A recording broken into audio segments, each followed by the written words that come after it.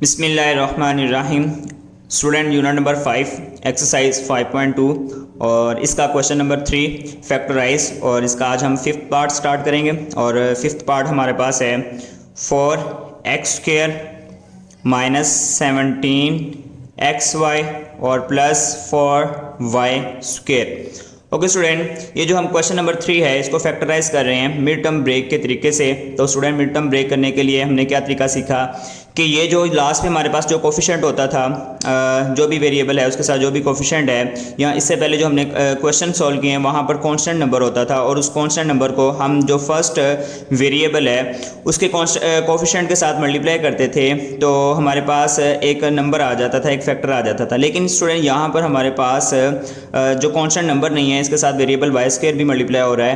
तो स्टूडेंट हम क्या करते हैं, जस्ट उसके साथ जो कोफिशिएंट लिखा हुआ है हमारे पास y² के साथ कोफिशिएंट 4 है, तो इस कोफिशिएंट 4 को हम x² जो फर्स्ट हमारे पास ये जो टर्म है इसके साथ जो कोफिशिएंट लिखा हुआ है 4, तो इनको आपस में मल्टीप्लाई कर लेते हैं।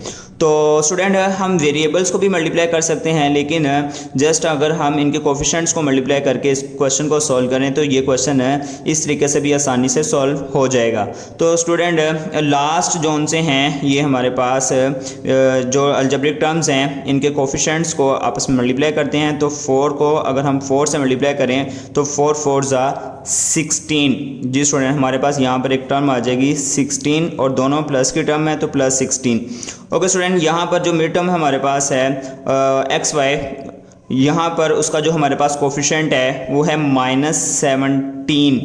ओके स्टूडेंट, अब हमें मल्टीप्लाई करने के साथ दो एक्स फैक्टर फाइंड करने, मल्टीप्लाई करने के साथ हमारे पास 16 है और जब उन दो फैक्टर को हम प्लस माइनस करें तो हमारे पास -17 आना चाहिए। तो दोबारा से देख लें स्टूडेंट, ये जो लास्ट हमारे पास टर्म्स हैं इनके कोफिशिएंट्स को आपस में मल्टीप्लाई करना है, उसको ऊपर लिख लेना है, और ये जो मिड टर्म में हमारे पास कोफिशिएंट है उसको लिख लेना है, साथ में साइन भी लिख लेना है। और उसके बाद दो फैक्टर फाइंड करने हैं कि हमारे पास ये 16 आना चाहिए और जब उन दो फैक्टर को हम प्लस माइनस करें तो हमारे पास ये जो मिड का फैक्टर है, ये जो मिड वाली टर्म है उसके साथ जो कोफिशिएंट है स्टूडेंट वो हमारे पास आना चाहिए। यहाँ पर हमारे पास -17 है तो हमारे पास उन दो फैक्टर को मल्टीप्लाई करने से -17 आना चाहिए।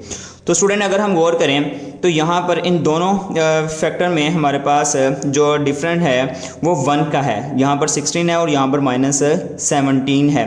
तो स्टूडेंट अगर मैं 16 को 1 से मल्टीप्लाई करूँ तो 16 1 ज़ा 16 को 1 से मल्टीप्लाई किया तो हमारे पास 16 आ गया। और अगर इसी तरह स्टूडेंट मैं 16 में 1 प्लस करूँ तो मेरे पास आंसर आ जाएगा 17। जी स्टूडेंट, लेकिन यहाँ पर हमें साइन का भी ख्याल रखना है। तो यहाँ पर साइन हमारे पास माइनस है, तो स्टूडेंट अगर मैं इसके साथ प्लस लगा दूँ और इसके साथ भी प्लस साइन यूज़ करूँ तो मेरे पास दोनों साइन प्लस के आएंगे और प्लस 17 हो जाएगा। और इसी तरह अगर यहाँ पर मैं माइनस साइन यूज़ करता हूँ तो स्टूडेंट ये 16 में से 1 लेस होकर ये 15 हो जाएगा, कम हमारे पास ये फैक्टर हो जाएगा। तो हमें क्या करना है, माइनस का 17 चाहिए। तो स्टूडेंट अगर उसके लिए मैं दोनों फैक्टर के साथ माइनस साइन यूज़ करूँ तो प्लस माइनस माइनस प्लस होते हैं, 16 1 17 हो जाएगा। और बड़ी टर्म का साइन हम यूज़ करते हैं, बड़ी टर्म के साथ हमारे पास माइनस है, यहाँ पर दोनों टर्म के साथ हमारे पास साइन माइनस है तो हम साइन माइनस ही यूज़ करेंगे। ओके स्टूडेंट, हमारे पास फैक्टर क्या है, -16 एंड -1। तो यहाँ पर अगर -16 -1 हम यूज़ करें, मल्टीप्लाई करें तो मल्टीप्लाई में स्टूडेंट हमारे पास माइनस माइनस प्लस हो जाते हैं। तो स्टूडेंट मल्टीप्लाई करने से हमारे पास 16 भी आ रहा है और प्लस माइनस करने के साथ हमारे पास -17 भी आ रहा है। तो -16 एंड -1 ऐसे फैक्टर हैं कि जो हमारे पास ये जो मिड में ब्रेक टर्म है इसको ब्रेक कर सकते हैं। तो स्टूडेंट हम लिखेंगे 4x², ये -17xy है तो उसके लिए हम लिखेंगे ये दो फैक्टर -16, उसके साथ लिखेंगे xy और उसके बाद -1 है तो 1 लिखें या ना लिखें उससे कोई फ़र्क नहीं पड़ता। तो हम लिखेंगे माइनस ये साथ में जो है xy उसको लिख लेते हैं, यहाँ पर 1 लिख सकते हैं, ना भी लिखें स्टूडेंट इससे कोई फ़र्क नहीं पड़ेगा। उसके बाद +4y²। जी स्टूडेंट, उसके बाद हमने क्या करना है, इन दो टर्म्स का एक पेयर बना लेना और इन दो टर्म का एक पेयर बना लेना है।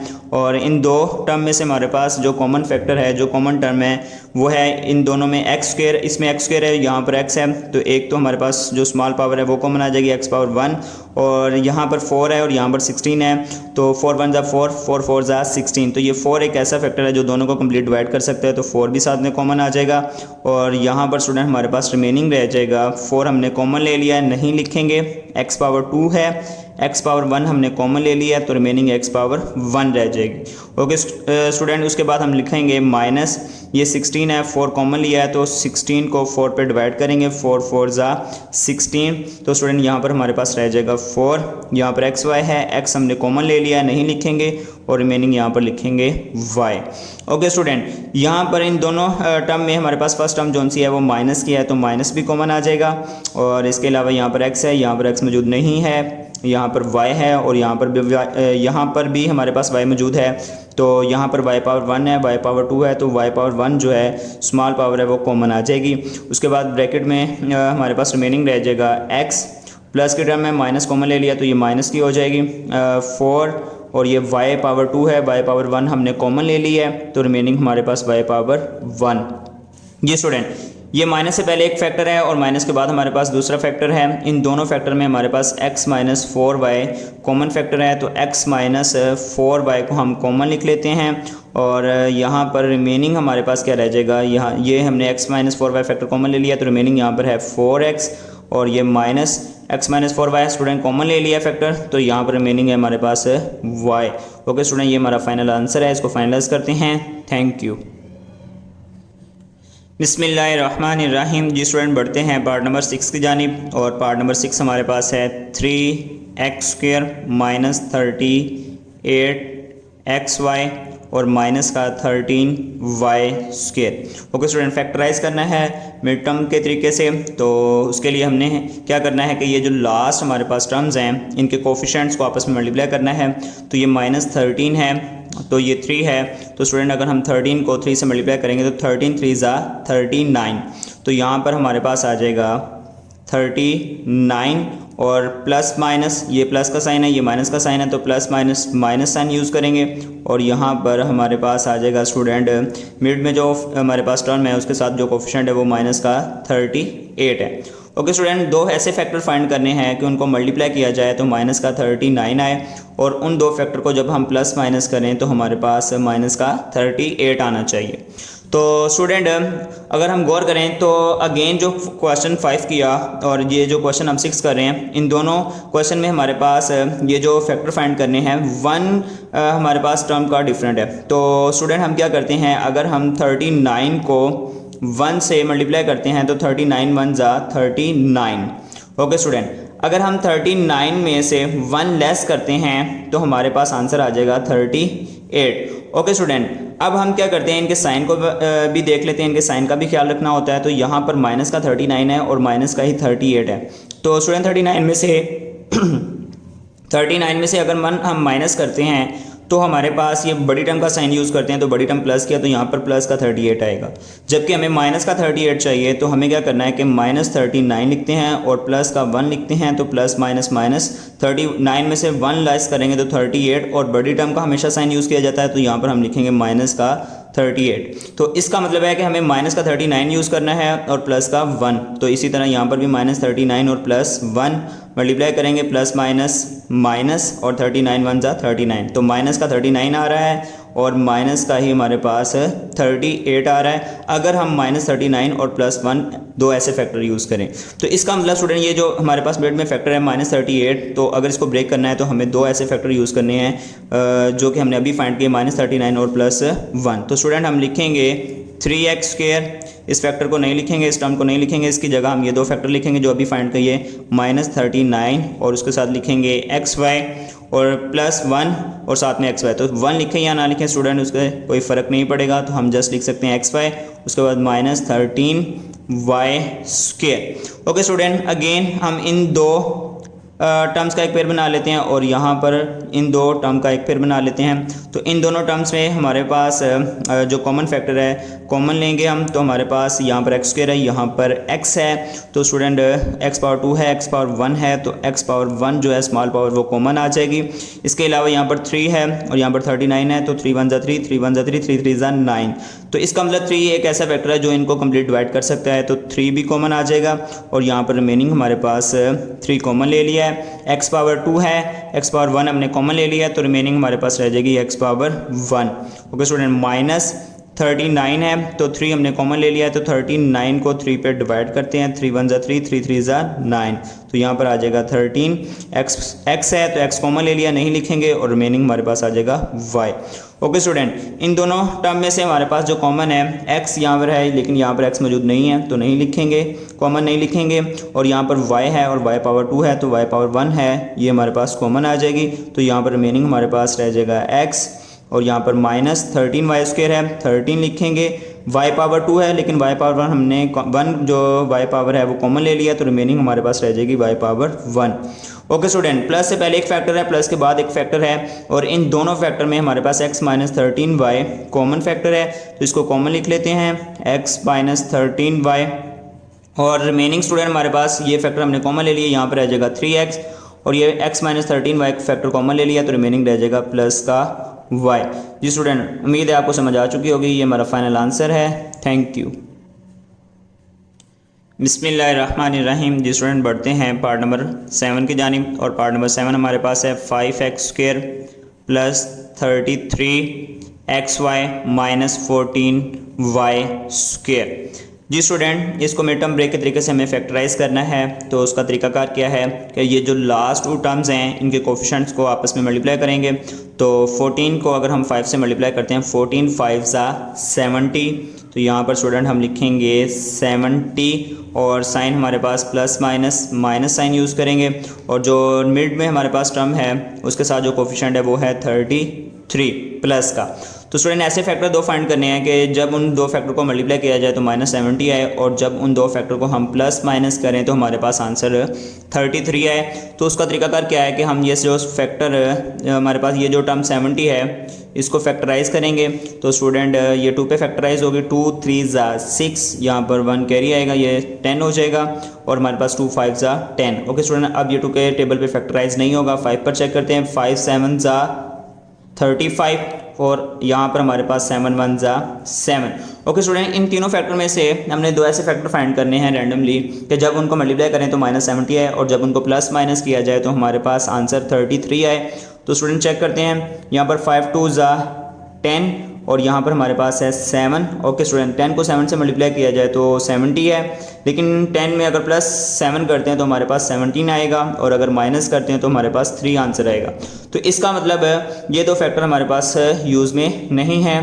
तो स्टूडेंट रैंडमली कोई और 2 फैक्टर चेक करते हैं। तो स्टूडेंट अगर हम 7 को 5 से मल्टीप्लाई किया जाए तो 7 5 35, और यहाँ पर हमारे पास है 2, तो 35 को अगर 2 से मल्टीप्लाई करते हैं तो हमारे पास आंसर आएगा 70, और 35 में से अगर हम 2 स्टूडेंट माइनस करते हैं तो हमारे पास आंसर आएगा 33।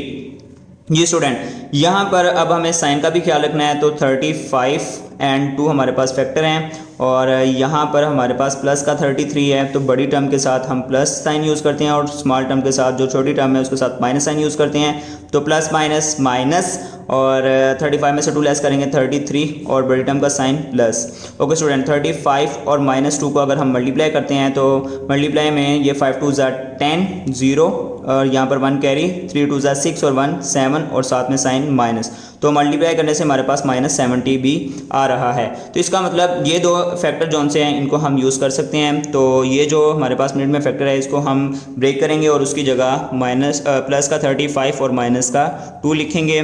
तो स्टूडेंट लिखते हैं 5x स्क्वायर और प्लस का 35 उसके साथ लिखेंगे xy, और माइनस का 2 उसके साथ लिखेंगे xy, और ये minus 14y square as it is. Okay student, यहाँ पर इन 2 टर्म का एक पेयर बनाएंगे और इन 2 टर्म का हम एक पेयर बनाएंगे। तो इन दोनों टर्म में हमारे पास जो कॉमन फैक्टर है, यहाँ पर x स्क्वायर है, यहाँ पर x है, तो x पावर 1 जो है वो कॉमन आ जाएगी, और यहाँ पर हमारे पास 5 है, ये 35 है, 5 1 5 5 7 35, तो 5 भी हम कॉमन ले सकते हैं। तो स्टूडेंट यहाँ पर रिमेनिंग हमारे पास रह जाएगा x पावर 1, 5 कॉमन ले लिया, नहीं लिखेंगे, x पावर 2 है, x पावर 1, यहाँ पर 1 हमने कॉमन ले लिया, तो रिमेनिंग हमारे पास रह जाएगी x पावर 1 प्लस स्टूडेंट 35 है, तो 5 कॉमन ले लिया, 35 को 5 पर डिवाइड करेंगे, 5 1 5 5 7 35, तो यहाँ पर लिखेंगे 7, x कॉमन ले लिया, नहीं लिखेंगे, रिमेनिंग हमारे पास आ जाएगा y। ओके स्टूडेंट, यहाँ पर माइनस टर्म है और दोनों माइनस की टर्म्स हैं, दोनों माइनस की टर्म हो या फिर जस्ट फर्स्ट हमारे पास टर्म जो माइनस की हो तो साथ में हम माइनस भी कॉमन लेते हैं। और यहाँ पर 2 है, 2 7 14, 2 कॉमन आ जाएगा। और यहाँ पर x है, यहाँ पर x मौजूद नहीं है, कॉमन नहीं लिखेंगे। यहाँ पर y है और यहाँ पर भी y पावर 2 है, तो y पावर जो 1 है स्मॉल पावर वो कॉमन आ जाएगी। और रिमेनिंग यहाँ पर हमारे पास स्टूडेंट रह जाएगा 2 कॉमन ले लिया है, y कॉमन ले लिया है, तो यहाँ पर रिमेनिंग आ जाएगा x। ये माइनस टर्म है, माइनस कॉमन ले लिया तो प्लस हो जाएगी। और 14 को 2 पे डिवाइड करेंगे तो 2 7 14, यहाँ पर 7 आ जाएगा। y पावर 2 है, 1 पावर कॉमन ले लिया है, तो रिमेनिंग y पावर 1। जी स्टूडेंट, माइनस से पहले एक फैक्टर है, माइनस के बाद एक फैक्टर है, और इन दोनों फैक्टर में हमारे पास x + 7y कॉमन फैक्टर है, तो इसको कॉमन ले लेते हैं। और रिमेनिंग हमारे पास यहाँ पर रह जाएगा 5x और यहाँ पर हमारे पास रह जाएगा -2y। जी स्टूडेंट, उम्मीद है आपको समझ आ चुकी होगी, ये हमारा फाइनल आंसर है। Thank you. बिस्मिल्लाहिर्रहमानिर्रहीम। जी स्टूडेंट, बढ़ते हैं पार्ट नंबर 8 की जानिब। और पार्ट नंबर 8 हमारे पास है 5x - 1/x का whole square plus 4 × 5x - 1/x और यहाँ पर प्लस 4। और स्टूडेंट यहाँ पर कंडीशन है x is not equal to 0। और स्टूडेंट अगर हम x इस क्वेश्चन में 0 पुट कर देते हैं तो स्टूडेंट यहाँ पर 1/0, तो किसी भी टर्म को अगर 0 पे डिवाइड करते हैं तो वो अनडिफाइन हो जाती है। तो इसलिए यहाँ पर लाजमी हमने कंडीशन अप्लाई की है कि x 0 के इक्वल नहीं होना चाहिए। तो स्टूडेंट बढ़ते हैं क्वेश्चन की जानिब। तो क्वेश्चन हमारे पास है 5x - 1/x का whole square plus 4 × 5x - 1/x plus 4। तो स्टूडेंट मिड टर्म के तरीके से इसको फैक्टराइज करना है, तो हमने क्या करना होगा, इसको एक आसान फॉर्म में कन्वर्ट कर लेते हैं कि हमारे पास ये जो फैक्टर है 5x - 1/x का होल स्क्वायर है, तो ये जो हमारे पास टर्म है यहाँ पर स्क्वायर में है और यहाँ पर विदाउट स्क्वायर है, तो ये दोनों सेम टर्म हैं। तो हम क्या करते हैं, अपने क्वेश्चन को एक आसान फॉर्म में सिंप्लीफाई कर लेते हैं और फिर देन इसको मिड टर्म ब्रेक के तरीके से फैक्टराइज कर लेते हैं। तो ये हमारे पास क्वेश्चन आसान फॉर्म में कैसे कन्वर्ट होगा। तो स्टूडेंट ये दोनों सेम टर्म है, तो हम लेट कर लेते हैं यहाँ पर जो हमारे पास 5x - 1/x का ये जो फैक्टर है ये y के इक्वल है। तो स्टूडेंट अगर ये y के इक्वल हमने लेट किया तो यहाँ पर y की वैल्यू पुट करेंगे तो ये हमारे पास हो जाएगा y और यहाँ पर स्क्वायर है प्लस यहाँ पर 4 और ये फैक्टर हमने लेट किया कि ये y के इक्वल है, तो यहाँ पर 4y और प्लस 4। तो स्टूडेंट इस तरह से लेट करने से हमारे पास क्या फ़ायदा हुआ कि हमारे पास जो क्वेश्चन है वो एक आसान सिंप्लीफाइड फॉर्म में है और इसको हम आसानी से फैक्टराइज कर सकते हैं। तो इसको फैक्टराइज करते हैं और जब लास्ट पे हमारा आंसर आ जाएगा तो उस आंसर में अगेन हम y की वैल्यू को पुट कर देंगे। तो स्टूडेंट मिड टर्म के तरीके से इसको फैक्टराइज करते हैं, तो तरीकाकार क्या है कि ये जो हमारे पास कांस्टेंट टर्म है इसको y स्क्वायर के कोफिशिएंट से मल्टीप्लाई करेंगे, तो यहाँ पर y स्क्वायर का कोफिशिएंट नहीं है तो 1 है, 4 को 1 से मल्टीप्लाई करेंगे तो आंसर हमारे पास आएगा 4। और जो मिड में हमारे पास टर्म है उसके साथ जो कोफिशिएंट है वो भी 4 ही है, तो दो फैक्टर फाइंड करने मल्टीप्लाई करने से 4 आए और उनको प्लस माइनस करें तो देन भी हमारे पास आंसर 4 है। तो 2 को स्टूडेंट अगर 2 से मल्टीप्लाई किया जाए 2 2 4 और अगर 2 में 2 हम प्लस करते हैं तो देन हमारे पास आंसर आएगा 4। तो इसका मतलब 2 और 2 दो ऐसे फैक्टर हैं कि जो कि ये 4y को ब्रेक कर सकते हैं। तो स्टूडेंट हम लिखेंगे y स्क्वायर प्लस 2 और साथ में y प्लस 2 और साथ में y और यहाँ पर प्लस 4। ओके स्टूडेंट, इन दो टर्म का एक पेयर बनाते हैं और इन दो टर्म का एक पेयर बनाते हैं। इन दोनों टर्म में हमारे पास कॉमन जो फैक्टर है y स्क्वायर है, यहाँ पर y पावर 1 है तो y पावर 1 कॉमन आ जाएगी, यहाँ पर रिमेनिंग y पावर 1 रह जाएगी, पावर 2 है 1 पावर कॉमन ले लिया तो रिमेनिंग पावर 1 प्लस यहाँ पर 2y है, y हमने कॉमन ले लिया नहीं लिखेंगे, यहाँ पर प्लस यहाँ पर स्टूडेंट 2y है और यहाँ पर 4 है। y तो कॉमन नहीं आ सकता, y यहाँ पर मौजूद है लेकिन यहाँ पर मौजूद नहीं है। यहाँ पर 2 है और यहाँ पर 4 है, 2 1 2 2 2 4 तो 2 कॉमन आ जाएगा, यहाँ पर रिमेनिंग रह जाएगा y प्लस यहाँ पर 4 है तो स्टूडेंट 4 में से 2 हमने कॉमन ले लिया तो 4 को 2 पे डिवाइड करेंगे, 2 2 4 यहाँ पर लिखेंगे 2। जी स्टूडेंट, प्लस से पहले एक फैक्टर है और प्लस के बाद एक फैक्टर है, इन दोनों फैक्टर में हमारे पास y प्लस 2 कॉमन है तो y प्लस 2 हम कॉमन लिख लेते हैं और रिमेनिंग हमारे पास रह जाएगा यहाँ पर y plus 2। Okay student, again put करते हैं y की value by putting the value of y। Student y की वैल्यू पुट करते हैं तो यहाँ पर y की वैल्यू हमारे पास क्या है, हमने लेट किया है 5x - 1/x equal to y, तो y की वैल्यू पुट कर देते हैं। स्टूडेंट हमारे पास है यहाँ पर 5x -1/x और यहाँ पर आ जाएगा +2।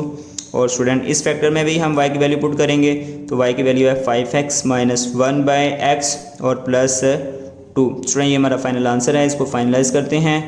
Thank you.